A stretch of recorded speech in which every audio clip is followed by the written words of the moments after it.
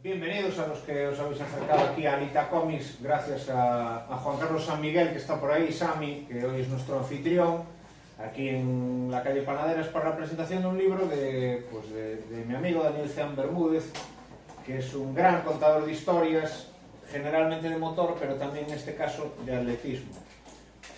Además tenemos pues, a una estrella del atletismo, olímpico en 2 ocasiones, récord de Europa durante más de 20 años había sido Andrés Díaz, que pues eso, 22. 20 años no es nada, decía Gardel, pero aguantar un récord 20 años, o en este caso 22, pues yo creo que como suele decir, tiene tela.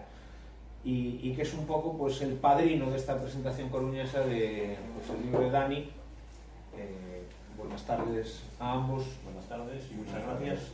Cuéntanos un poco, Dani, cómo surgió la historia de este libro. Sí, este libro surgió en un programa de radio. Hacíamos en Asturias años 2017, 18 y 19 un programa de radio, se llamaba Marcará de Asturias primero, luego era Más que Correr. Y en ese programa pues lo puso en marcha mi buen amigo Miguel Collado, que desde que ella hacía maratón, estaba muy metido en el mundo del running y demás. Y yo siempre he hecho muchas cosas con él en el mundo del motor, que es donde nos desenvolvemos más habitualmente. Y me dijo, tienes que estar conmigo también en este programa. Y yo le decía, pero vamos a ver, Miguel, si yo de correr nada, o sea, yo soy nulo. Yo cuando corría de jovencito ahí en mis tiempos de bachiller, llegué a bajar una vez de 5 minutos en los 1000 metros y llegué muerto a meta, o sea, era un desastre absoluto. Son muchos metros. Sí, sí. A mí se me hacían eternos. Sí. Y dice, no, pero hombre, a ti que te gustan tanto los deportes y tal, podrás contar historias. Y hombre, eso sí, porque la verdad es que siempre me gustó mucho el atletismo. Y entonces nos ocurrió, pues, oye, hacemos una sección de historia todas las semanas. Entonces yo todas las semanas me preparaba un tema, bien fuera de carreras que había visto yo, porque yo desde pequeñito me aficioné, pues también un poco por influencia de mi padre, que fue árbitro de voleibol y siempre fue muy aficionado al deporte y siempre en casa siempre había prensa deportiva. Hay una cosa curiosa, porque él siempre fue del Barça, pero siempre compró el As, no sé si era un masoquismo por su parte o algo así, pero bueno. El caso es que, eso, pues yo recuerdo ya desde pequeñito, pues vemos Juegos Olímpicos de Múnich, el primer recuerdo atlético que tengo, ¿no? Ver a Mariano Barro los 10.000 metros, a Guter ganar los 800 metros de aquella forma tan increíble, con la gorrita aquella blanca y tal. Y entonces pues empecé a recordar historias de esas y luego también empecé a investigar en la historia del atletismo, pues gracias a internet, que es una fuente de información extraordinaria, te vas a buscar por ahí y te encuentras, pues yo qué sé, pues con el blog, por ejemplo, de Ángel, que lo tenemos aquí en el público, que tiene un blog de historia de atletismo fantástico, y encuentras historias de ese tipo también, pues en italiano hay otro blog también magnífico, en inglés hay otro Racing Pass, también de un montón de carreras de los viejos tiempos, y vas saltando de aquí para allá, y cada semana pues yo me preparaba un artículo para la página web del programa y lo contaba en el programa así unos 5 minutitos, que casi nunca eran 5 minutos porque era un programa en directo y el tiempo en la radio es el que es y al final ibas a la carrera, ¿no? Y entonces pues en uno de aquellos programas incluso me acuerdo, hablando de otro libro, de La Milla Perfecta, un libro magnífico, de la famosa historia de cuando se baja de los 4 minutos por fin para hacer la milla, Roger Bannister y demás, que dice Miguel al final, oye, pues tú tienes que hacer también un libro con todo esto. Y dije, oh, pues yo creo que sí, que habrá que ir haciendo. Pues mira, al final, 7 años después, pues aquí acabamos saliendo una recopilación de aquellas historias, que además, pues curiosamente, son 42, pues como si fuera una maratón de lectura, 42 kilómetros, pues 42 capítulos, y luego los 195 metros finales, esos famosos de la maratón, pues son una historia protagonizada por el señor que te quitó el récord a ti precisamente, por Ingebrigtsen. Entonces, esa es un poco la historia de este libro. Un libro que hemos tenido oportunidad de ver algún capítulo, porque Andrés y yo creo que hemos leído un mismo capítulo que nos ha encantado, que es un poco un ejemplo, ¿no? del trabajo de este señor, que es un excelente contador de historias, sea de lo que sea, que es pues una carrera disputada en el Madison Square Garden. Sí. La milla más larga de la historia. Sí, sí. Esa, claro, yo estoy pensando, asfalto, hierba, ceniza y tartán. Esa es en madera. Esa es en madera, entonces igual hay que hacer una segunda parte con parquet, tarima flotante y tal, y entonces ya nos vamos a leer hoy Merlín a la presentación para la próxima. Pero Andrés, yo creo que me lo comentabas pues hace algunos días, que también te había sorprendido, ¿no? Esa capacidad de evocar pues sensaciones que a lo mejor estaban solo al alcance de los que habíais vivido lo que es la competición atlética y pues leyendo un poco las páginas de este libro de Dani, ¿no? Sí, lo comentábamos antes, que bueno, ese capítulo tiene un pulso propio, ¿no? Genera una tensión, lo explica de una manera que te entra la información es que percibes los olores, escuchas el ruido. A mí personalmente pues me ha trasladado a una época y lo que comentábamos antes, que claro, la gente es que al final solo ve esos, por ejemplo en el 1500, que es la prueba de la que vengo, esos 3 minutos y medio, ¿no? Que pasa muy rápido, y puedes ver la táctica de carrera. Bueno, si conoces un poco a los atletas, puedes esperar cómo va a reaccionar, si va a salir la carrera rápida, si corre el Berru, todos en fila. Pero hay una serie de cosas que los atletas percibimos que forman parte de tus recuerdos al final, que es desde que sales del estadio, bueno, primero ya todo el trabajo, esfuerzo, los sueños, la ilusión constante, renovada para seguir trabajando, hasta llegar a ese punto, a la competición, que es cuando tienes que demostrar todo lo que has trabajado. Desde que sales, desde que empieza el viaje a esa competición, desde que sales del estadio, que cargas tu mochila con todas las ilusiones puestas de todos esos kilómetros recorridos, cuando llegas al estadio, el ruido, el olor, que es muy característico del tartán en verano, porque es como una especie de goma que se calienta con el calor, en cada estación huele distinto, paisajes distintos, como dice el libro, ¿no? Asfalto, hierba, ceniza, tartán. Después el ruido que va cambiando cuando empiezas a calentar, que normalmente es una zona anexa, y escuchas como de lejos el público, y luego cuando entras al estadio, a la pista, que ya lo tienes todo mucho más cerca, que no te puedes despistar, que tienes que seguir manteniendo la concentración, visualizando pues tu objetivo, que no te despiste ningún estímulo, la rivalidad que hay entre los distintos competidores, las miradas. Hay alguno que utiliza sus tácticas psicológicas y le va a decir al otro, es que entrenó muy bien, hice el otro día un 1000 en 2:19, porque sabe que a lo mejor así ya lo deja un poco tocado, le va a hacer dudar y entrar más débil a la carrera. Luego, en la salida, el ruido, claro, en las pistas cubiertas, pues el Madison ya es el culmen, ¿no? Porque es de madera, pero debajo de las pistas cubiertas hay unas estructuras de madera. El ruido en una pista cubierta es totalmente distinto a una pista al aire libre que va sobre una superficie rígida.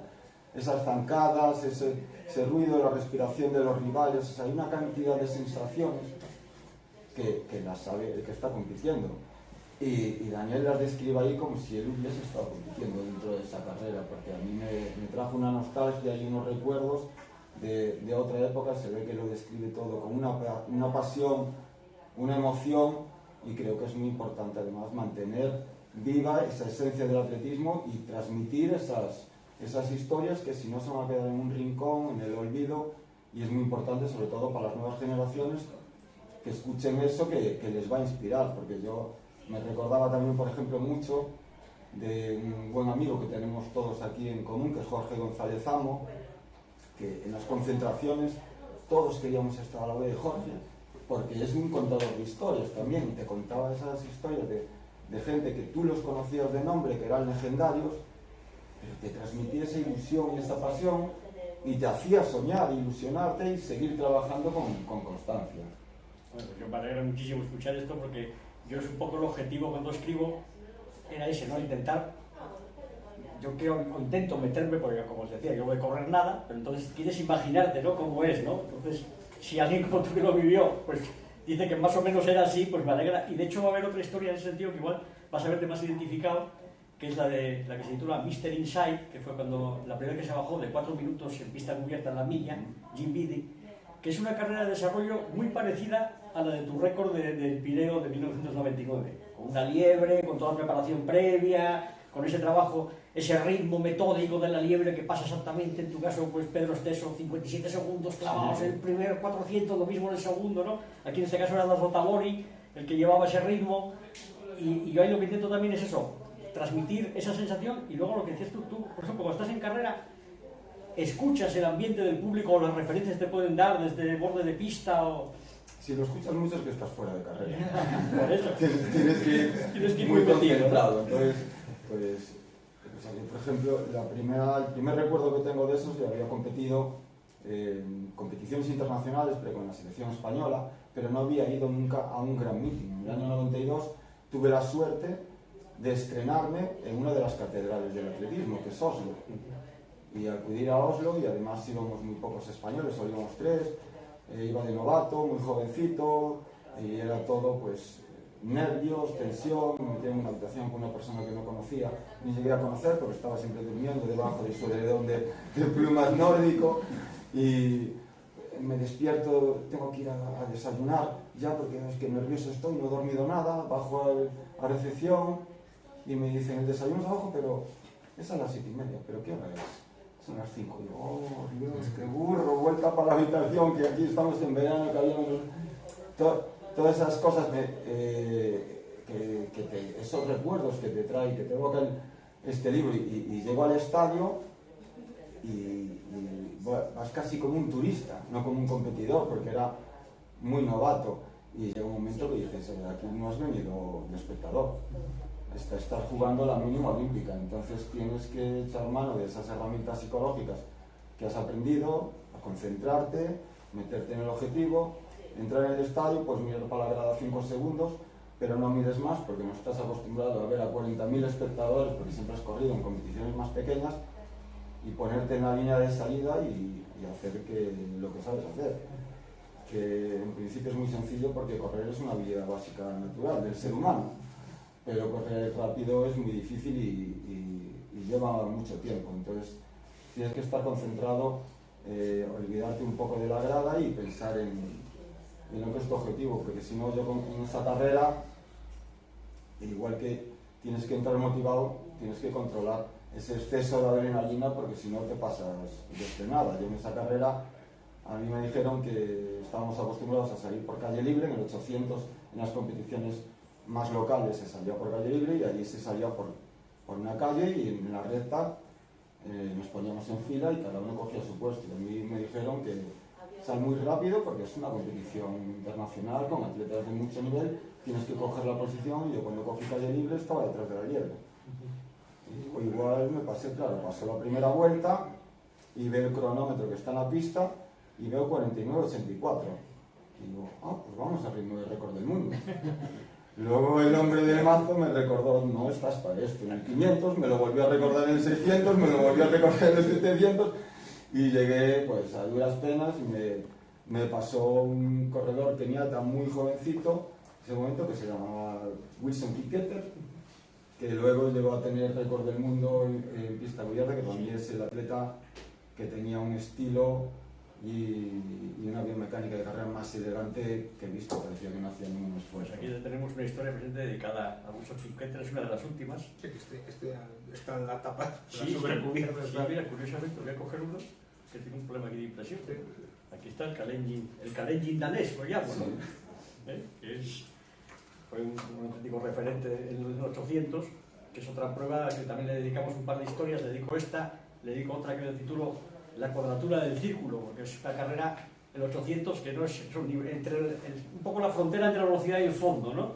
Entonces cuento dos historias que son dos formas muy diferentes de ganar un 800 olímpico, ¿no? Que es la que decía antes de David Buttel, de Muni 72, de ganar saliendo el ultimísimo y acabar ganando sobre la línea, y luego la de Londres 2012 de Rudisha, de todo lo contrario, de salir el primero y el que pueda que me siga, ¿no? Y nadie pudo seguirle ni adelantarle en los 800 metros, ¿no? Porque es una carrera que se puede ganar de muchas formas, ¿no? Como sobre todo las de medio fondo, ¿no? Son carreras que influyen mucho en la estrategia y la táctica, ¿no? Es que de hecho en el 800, bueno, pues tenemos campeones olímpicos como Alberto Juan Torena, que era un corredor de 400, se quedó campeón olímpico de 400-800, y luego teníamos la escuela inglesa, que estaba Coe, Ovet y Cram, campeones olímpicos de 800 y de 1500. Pues unos preparaban el 800 trabajando un poco más por arriba, eran un poco más corredores de medio fondo, y el otro era un corredor, un velocista, vamos. ¿Cuánto ha cambiado, Andrés? Porque han pasado, pues, en todos los deportes los récords, pues, unos perduran más o menos, pero en todos los deportes hay progreso. ¿Cuánto ha cambiado de tu época ahora, pues en aspectos, no sé, en la técnica, en la nutrición, en la preparación, en las zapatillas, en la pista? ¿Cuánto ha cambiado? ¿Cuál crees que son los principales aspectos que ha evolucionado el atletismo en el aspecto de carreras, que es lo que forma parte de este libro? Porque falta también una asignatura pendiente, por decirlo así, que es pues toda la parte de Sí, lanzamientos y saltos saltos. y demás, sí. Hay una explicación para eso y es un poco la temática del programa. Claro, El claro. programa era de correr, ¿no? Y entonces todas las historias eran de corredores. De hecho, un poco en el libro hay un prólogo de mi buen amigo Marcos Peón, atleta también asturiano, y luego hay una introducción explicando un poco la génesis del libro, que es lo que os contaba antes, y un poco el porqué de 2 o 3 cosas que pueden llamar la atención según ves el libro. Por ejemplo, historias de atletismo masculino. ¿Por qué masculino solo? Porque la idea es hacer otro con historias de masculino de atletismo femenino, que también tengo una serie de ellas que en el programa, de hecho, procurábamos alternar. Una semana hablábamos de un chico, la siguiente una chica, y íbamos alternando, ¿no? Y entonces, pues quería dedicarle otro aparte, pues a las mujeres también específico, ¿no? Y luego eso, ¿por qué no hay lanzamientos ni saltos? Concursos que se llama en general en atletismo, porque el programa era de correr, entonces hablábamos de carreras solo. Le preguntábamos a Andrés pues sobre esa evolución del atletismo, ¿cuál crees que son los aspectos clave los que evolucionan? Porque partimos de algo que a priori el profano podría decir, pues es correr, es algo muy, muy primario, muy básico, pero incluso en eso pues hay un montón de técnica y de estudio. Sí, hombre, el atletismo como parte de la cultura, del deporte, de la sociedad, ha evolucionado igual que la sociedad, ha ido creciendo y bueno, ahora hay un poco de controversia con el tema del material técnico, que son las zapatillas, lo que hablábamos antes, que bueno, lo bonito del atletismo es que al final es una distancia y un tiempo, es todo muy objetivo, incluso se puede comparar gente de distintas épocas por las marcas, pero luego es muy difícil compararlos, claro, porque no solo ha evolucionado en estos últimos 10, 20 años, ha evolucionado antes. ¿Qué pensaría Jesse Owens, que corría en una pista de ceniza con unas zapatillas de cuero con 4 clavos, de Carl Lewis, que corría allá en tartán, y ha ido evolucionando, ha ido cambiando con el resto de la sociedad. Y después hay muchos más entrenadores, el conocimiento es más fácil de transmitir, de compartir. Antes la gente salía pues, de los centros de alto rendimiento, que eran los que tenían los medios, y de 4 sitios concretos que a lo mejor al final, pues la parte final de preparación, tenían que ir a esos centros de alto rendimiento, donde estaban todos los profesionales de las ciencias de la salud.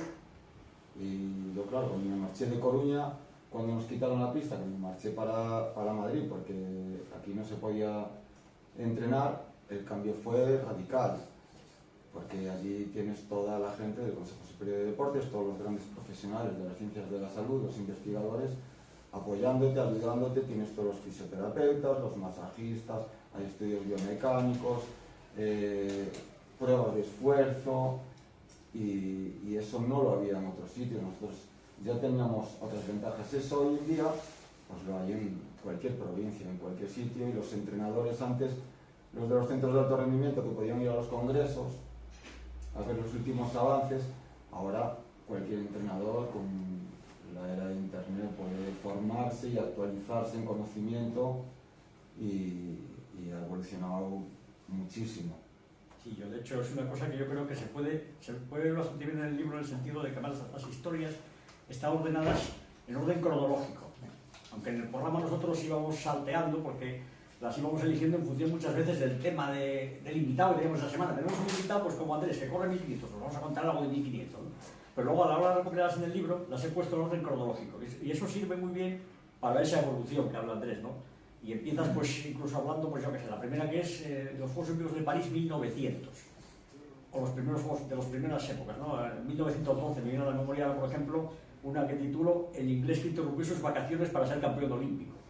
Pues fue un 1500 en 1912 en Estocolmo, y era un atleta que estaba de vacaciones en el país vecino, en Finlandia, y se enteró, o en Noruega, se enteró que había unos Juegos Olímpicos en Suecia. Pues voy y me apunto, porque de qué te apuntabas, como una carrera popular, ¿no? Y acabó ganando, ¿no? Entonces ahí ves esa evolución de cómo fue la estructura del deporte, la preparación también, de cómo se preparaba. Pues hay historias aquí muy curiosas, hay un francés, Gilles Dalembert, que cuentan que él se preparaba entrenando, había al lado donde estaba él trabajando una pista de caballos trotones, estos, y los veía que levantaban mucho la rodilla, los caballos aquellos, ¿no? Y él tenía una zancada muy extraña, entonces empezó a probar con aquella zancada como más elevada y tal, y empezó a mejorar sus marcas. Entonces era una forma muy empírica de depurar la técnica, ¿no? Mientras que ahora hay muchos más estudios biomecánicos y demás, o el tema de eso, de los materiales, lo que decía Andrés de Jesse Owens de la pista de ceniza, o comparar marcas Yo, por ejemplo, me pregunto en este capítulo, que es el de Bob Hayes, el hombre más rápido del mundo, que fue el campeón de los 100 metros en Roma, en el año 60. Y dices, en Tokio, perdón, dígame, no es lo que tengo ahí, Ángel, en Tokio. Y este hombre, pues, fue de los primeros en bajar de los 10 segundos en una pista de ceniza. Además se cortó por la calle 1, ahí hizo 10.00 al final con el cronometraje, de aquella era electrónico manual, todavía empezaba el electrónico. Una pista de ceniza por la calle 1, la ceniza súper machacada, con unas zapatillas prestadas encima. Y dices, este hombre, ¿qué tiempo haría ahora, no? Con estas zapatillas que llevaba Usain Bolt, con una pista de tartán, con la alimentación, con todo lo que hay ahora, ¿no? Entonces, es lo que yo creo que también en el libro se ve bastante eso, ¿no? Esa evolución que es enorme, es enorme. Lo que decías tú, es una actividad sencilla, correr, pero aún así, todo tiene su técnica. En 120 años que cubre el libro, ves lo que ha cambiado muchísimo. Si solo, sin algo tan básico como los 100 metros lisos, que es lo más minimalista, pues de cuando yo era niño y estaban Carl Lewis y Ben Johnson y esa rivalidad y tal, ves que ahora mismo los cronos de una final de mundial o de una final olímpica, dices, pues, si superan lo que entonces era ganar a esta gente, dices, pues es que hay técnica por detrás y hay progreso. En el libro sale también la historia detrás de la película Carros de Fuego, sí. Descartando que no estaba Vangelis ni corrían a cámara lenta, no había la música aquella, ¿no? Pero, sí, pero se cuenta también. Sí, ahí cuento además, ahí me centro en un personaje secundario de la película, que es un ballista, que en la película sale por allí pues un poco de eso, de secundario, amigo de los protagonistas y demás, y que luego empiezas a investigar. A mí, cuando vi la película, me cayó como simpático ese personaje, ¿no? Y entonces me dio por investigar y te das cuenta que ese personaje realmente, tal y como lo cuentan de la película, nunca existió.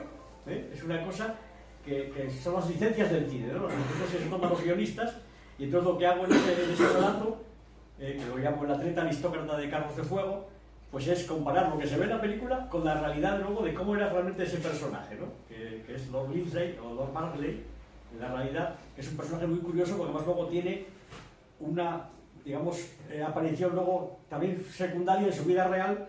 Como en la película era un actor secundario, en la vida real también, en un momento muy importante, que es el famoso momento este del Black Power de México 68, pues el hombre que está ahí entregando las medallas, poniendo pues a buen tiempo buena cara, y haciendo como que no pasa nada, pues es precisamente este hombre también. Que tenía una capacidad para estar en el centro de la historia, era Forrest Gump. Sí, más o menos, sí, sí. Y ese es otro de los capítulos. Efectivamente, el cine también tiene su parte, porque el atletismo es un deporte muy cinematográfico en muchos sentidos, ¿no? Y aquí pues hay tres historias que tienen cine también de fondo. Otra es la dedicada a Steve Prefontaine, el famoso atleta estadounidense que fue, yo lo llamo un atleta de película, y de hecho no de una película, sino de dos películas, se hicieron dos películas sobre su vida, y también comparo un poco lo que se ve en las películas con la vida real, con las historias reales de él, y un poco pues también viendo que en el cine pues hay veces que se novelan las cosas, como yo también las novelo aquí, procuro ser fiel a la realidad pero novelando, ¿no? Que es una de las cosas que busco también en estos relatos, ¿no? Que no sean la típica crónica periodística al uso de datos, cifras, resultados, ¿no? Sino contar una historia. Siempre me gusta contar historias, ¿no? Y contar un poco más allá de lo que sea simplemente el resultado deportivo, ¿no? Y entonces en el cine también se hace eso, se busca entretener, aparte de informar. Pues aquí un poco el libro sigue esa línea también. Mezclar, como digo yo, pasión con rigor, ¿no? Hay que hacerlo con pasión, pero a su vez mantener el rigor de no contar mentiras, ¿no? Bueno, pues no sé si alguno de los presentes quiere hacer alguna pregunta, pues aprovechando eso, que tenemos aquí a este excelente contador de historias y a alguien que triunfó como atleta, pero antes tú hubieras triunfado tú con esa planta, ese pelazo. Bueno, yo no tengo voz. Claro, Algo me falta, ¿no? claro, pero eso, bromas aparte, pues uno de los deportistas coruñeses más importantes que ha habido en muchísimo tiempo, pues eso, ¿cómo sienta cuando te quita el récord, Jacobin de Brins? Es decir, Bueno, yo creo que tienes que prepararte. Desde que bates el récord ya tienes que prepararte un poco para que te lo van a quitar. En ese momento, pues hombre. pero cuando ya llevas 22 años, que estoy igual. A medida que van pasando los años, bueno, pues va engrandeciéndolo un poco, le va dando cada vez más valor. Pero bueno, a mí en este caso, batiendo, ¿quién lo batió? Claro. Le da Eso más es valor otro, todavía, eso te iba a decir, claro, le da efectivamente. más valor. Y además, yo me puedo considerar un afortunado porque he superado con mucho mis sueños de cuando era un chaval a base de muchísimo trabajo, de muchísimo esfuerzo, de mucha lucha, pero me he encontrado por el camino porque al final para llegar necesitas unas cualidades especiales, mucho compromiso e implicación, muchísimo trabajo y un poquito de suerte. Y luego mucha constancia y mucha paciencia. Y me he encontrado durante este camino muchísima gente con mejores cualidades, muy buenos, y porque por distintas circunstancias no han podido llegar. Entonces yo me tengo que considerar un afortunado por haber vivido todo lo que he vivido, por haberme sentido autorrealizado con mi trabajo, poder haber vivido muchos años de algo que me apasiona y que me gusta, que también pasas momentos malos, evidentemente, que además es donde más aprendes, en las derrotas y en los momentos malos. Entonces tengo que estar muy contento, y cuando te baten el reloj, porque en ese momento pues evidentemente no te gusta y quieres que dure más, pero puedo estar muy satisfecho y muy contento. Precisamente Ingebrigtsen pues también cierra el libro, ¿no? O sea, que es un poco el cierre perfecto. Tenemos aquí al que le ha quitado el récord, pues el relevo le damos. Un atleta que además tiene un hambre de una voracidad deportiva increíble, porque como estos días hacía unas declaraciones. Sí, a mí me gusta esa mentalidad, ¿no? Esa declaración que hacía de yo no me gusta ganar si no hay buenos rivales, ¿no? Es un poco que hay veces que nos estamos acostumbrados a muchos deportes donde lo que quieren es ir a ganar donde no hay rival. Exactamente. Eso es una mentalidad que por desgracia se está extendiendo más de la cuenta, ¿no? Y este hombre es todo lo contrario, ¿no? Y de hecho esta historia final, que es la que cierra el libro, que es la única, por cierto, que está escrita después del programa de radio, por eso lo he añadido aquí al final como epílogo, como esos 195 metros, ¿no? Que es el final del libro, los 42-195 de la maratón, que es una obra de arte, la titulo, y es una carrera de Ingebrigtsen en los Juegos de los Campeonatos de Europa de Múnich en 2022, un 1500 espectacular que hizo ahí, y es un poco también, viene de una derrota, porque el libro habla de victorias y habla de derrotas. Hay también bastantes derrotas en este libro, como es lo que decía también Andrés, que de las derrotas como se aprende mucho más a veces, ¿no? Y aquí, pues por ejemplo, sale Usain Bolt, miles de victorias, ¿no? Sale con una derrota Usain Bolt en este libro, por ejemplo, y en este caso, pues Ingebrigtsen viene de una derrota, había perdido en el Mundial de Eugene contra un atleta que él consideraba que era peor que él. Cuando lo dijo, pues, qué arrogante es este tipo, ¿no? Bueno, pero es que él estaba convencido de ser mejor y quería demostrarlo, ¿no? Entonces en la siguiente carrera lo demuestra a su manera. Y es para quien busca una motivación como estilo más oportuno. Bueno, si os parece... Yo quería simplemente hacer una postilla, contar una anécdota que no sé si viene en el libro, a raíz de lo que dice Andrés, de cuando pierde esa plusmarca europea. En el año 1965, Ron Clark hace una plusmarca de 10.000 absolutamente estratosférica, hace 27.39. Claro, 27.39 hoy día no es nada, pero en aquel momento él mismo tenía la plusmarca mundial en 28.14, restarle más de medio minuto, ¿no? Y entonces le comentaron: mire, usted había doblado al gran Zatopek. Y él dijo: bueno, algún día alguien me doblará a mí. Y sucedió. Sucedió. Algún día, creo que fue una de las plusmarcas de Gebre Selassie en que había doblado a Ron Clark. A veces decimos que unos libros te llevan a otros y a mí personalmente me va a llevar al blog de Ángel, que es decisión de descubrir. La verdad es que yo pues estoy encantado de estar aquí. Me ha gustado mucho también saludar a Andrés, que bueno, empezamos juntos en esto del atletismo. Después él creció mucho y nos alegramos todos, porque cuando alguien de tu generación pues consigue grandes logros, pues te alegras, ¿no?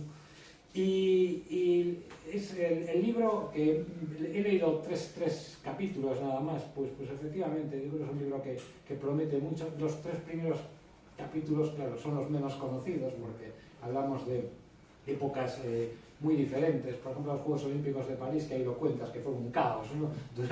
Fueron 2 meses y se juntaron con una exposición universal y bueno, la gente no sabía muy bien, cuando había feria no sabía muy bien si era exposición, si eran Juegos Olímpicos. Claro, el atletismo entonces también era un deporte de gente rara, ¿no? Aún lo era cuando nosotros empezamos a entrenar, ¿no?